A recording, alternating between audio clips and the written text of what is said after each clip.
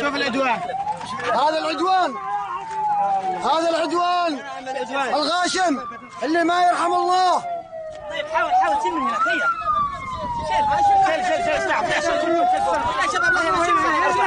الإسرائيلي صيادين، ايش ذنبهم بالله عليك؟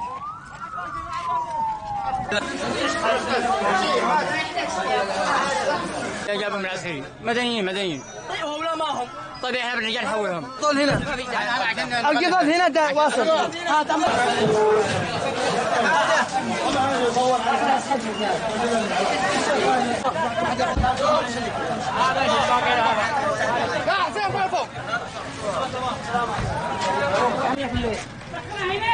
اله الا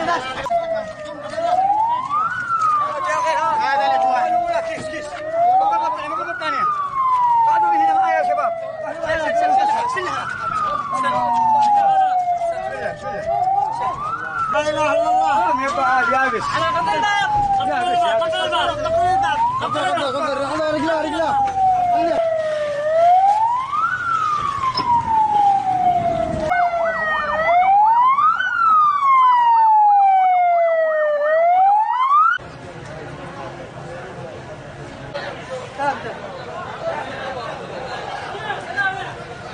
جدا من المصابين وصل الى المستشفى في وقت واحد.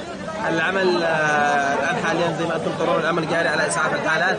هناك عدد كبير من الوفيات لم يتم الاحصائيات بعد، ما زالت الاحصائيات ما زالت عدد كبير من فوق طاقه الاستيعابيه للمستشفى. حولنا بعض الحالات الى بعض المستشفيات. الارقام النهائيه لم تكتمل بعد. هناك الان اعداد من الحالات موجوده في قسم الطوارئ، اعداد كبيره ايضا في قسم العمليات التي تحتاج الى تداخل جراحي. قسم كبير الان تم احالته الى المستشفيات الخاصه. ما زال العمل جاري على قدم وساق، وكل الطاقم الطبي تم استدعائه، سواء الطاقم الطبي اللي هو متواجد اثناء دوامه او الطاقم الطبي الان خارج دوامه تم استدعائهم لاستيعاب هذا العدد الهائل من الحالات.